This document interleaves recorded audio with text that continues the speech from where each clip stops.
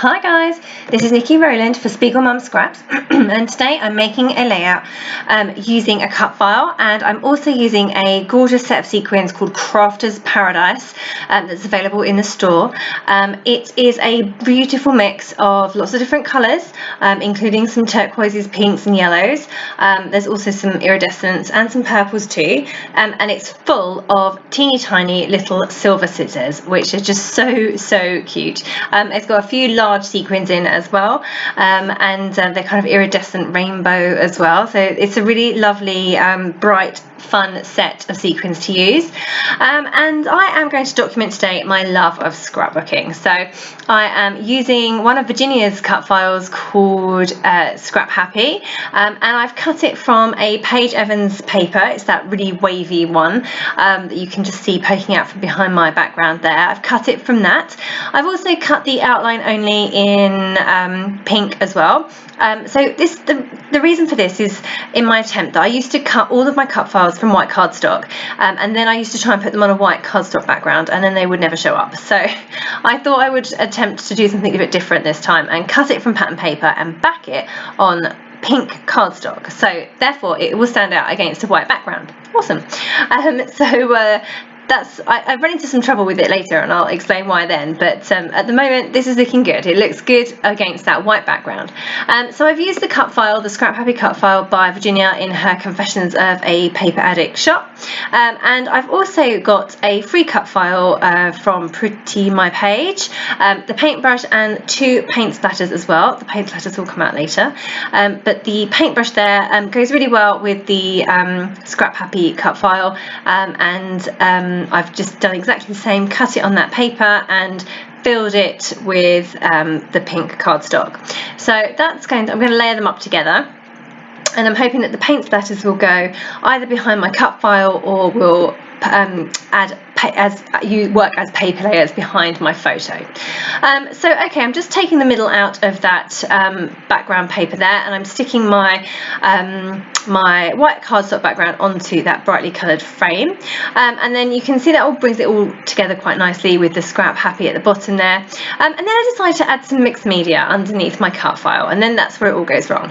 I'm using three colours of Shimmerz paints for this, and I've just applied some water in there. All of them are Inklingz or Creameez, so they're all hard paints, and I've activated them by adding some water.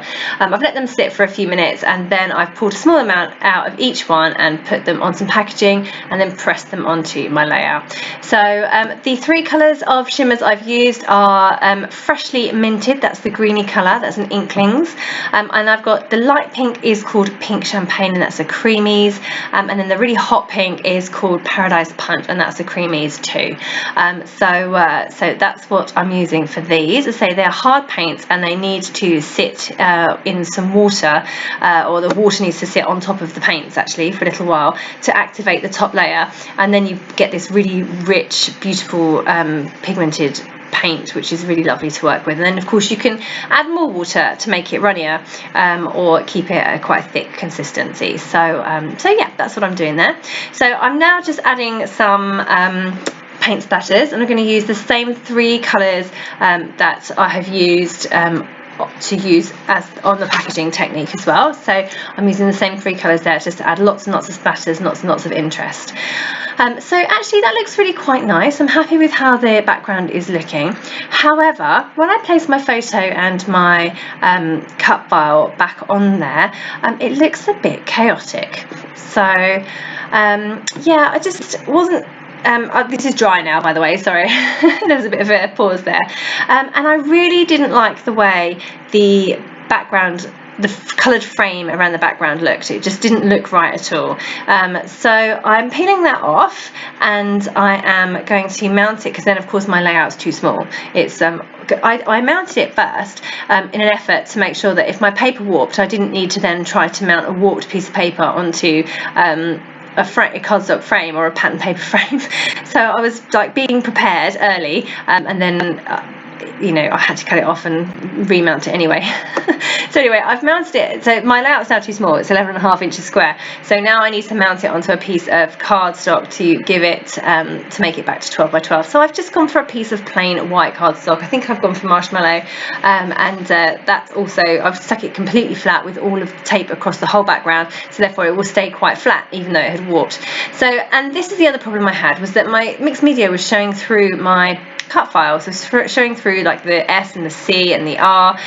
So I've cut my cut file again. I've created an offset on my Silhouette software, and I've cut it from white cardstock, and I haven't taken out any of the middle pieces, so I have a solid background behind my my cut file there. You can see it there, and that just meant that the mixed media didn't show through the gaps, and it meant that it just stood out so much better and didn't look quite so messy. I really did want just my mixed media to appear from the edges of my design, but because it was showing through the middle sections, it just didn't quite look right. So this solved that problem by cutting another layer of white cardstock, using it as a border, and also it filled in all the gaps underneath it too. So that worked really well. That was a really good thing to do, a great way of saving it. And I'm just adding in my little paintbrush now, which you can see I'm just tucking in with the other two. I've got my two paint splatters that I've also cut from that Paige Evans paper, and I've put those either side of my photo, so they're just going to give me a bit of extra colour, pop of colour there.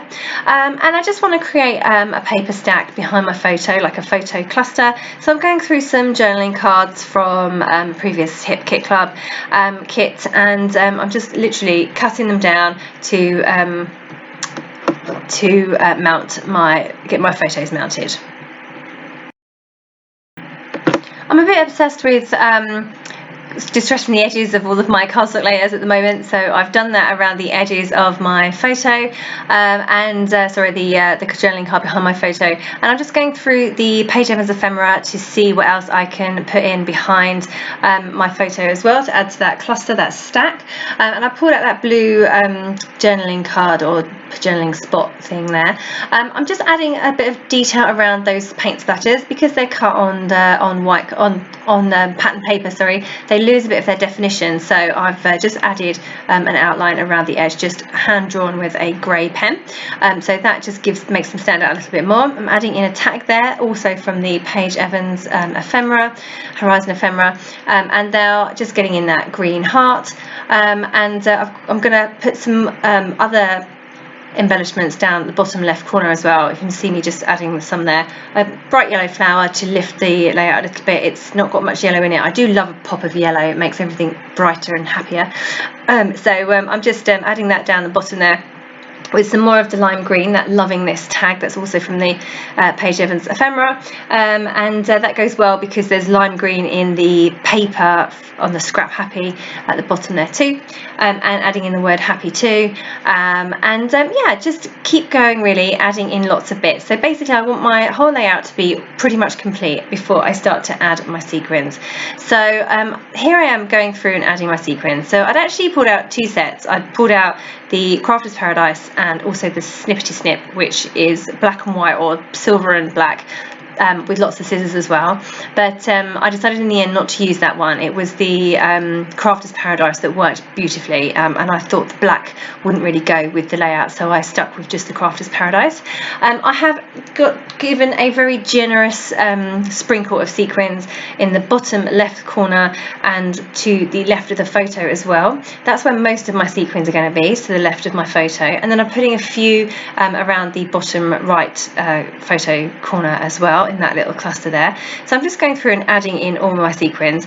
I like to glue them where they are sprinkled. That's because I really like the randomness of where they sprinkle. If they sprinkle badly and there's a big cluster all together and then one in the middle of a big area of white space, then yes, of course I'll rearrange them slightly, but on the whole I like to just glue them almost exactly where they have been sprinkled, because of that then you get the true randomness then.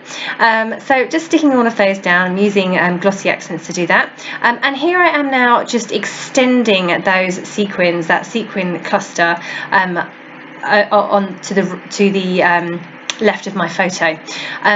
I have rearranged those a little bit, as you can see, because I wanted them to kind of look like they were, you know, spraying out from my photo. So yeah, I rearranged a few of those, but on the whole, I really like the way that this kind of the sequins provide a frame around my photo, and they also add to all the paint splatters that I've got there as well. So they're like an extension of the paint splatters. So I really like the way that this layout turned out. Actually, it's really pretty. When you see it up close, all the different colours from the sparkly sequins are really lovely. I love these sequin mixes so much because they really are full of details. So not only do we have some solid coloured sequins, we also have some iridescent ones. We have some flat sequins, and we also have cupped ones, so you get different textures there. In this set we have those scissors, and there's also little iridescent cupped flowers as well, so we have different shapes too. There's also some tiny open turquoise hearts. Again, just such lovely details within these sequin mixes. That's why they're so great, rather than sequins that you can just buy in craft stores. These mixes are just really super beautiful. So all my sequins are stuck down now, and I've just realised that I haven't added in any twine to the hole in my tag, and I can't have that, so I've just put a tangle behind the tag and then tied a bow through the tag as well, just using some silver thread. It's a We Are Memory Keepers thread that I use. It's really great, actually. It's the best metallic thread I've ever found, so I will be hopefully using that for years and years to come. I have loads of it. Right, so okay, I'm pretty much done. I'm just going to finish off by adding in a small amount of journaling. That photo of me is of me at the retreats that I run. I run retreats called Go Go Getaway in the UK, and that is me sitting outside in the giant deck chair at the hotel that we use. So definitely a great love of scrapbooking for me. So what a perfect title. So, and Crafters Paradise sequins too. Okay, well, thank you so much for joining me today. That was Nikki Rowland for Spiegel Mom Scraps, and don't forget that if you place an order via the Spiegel Mom Scrap store, enter code Nikki15 for a 15% discount. Happy scrapping!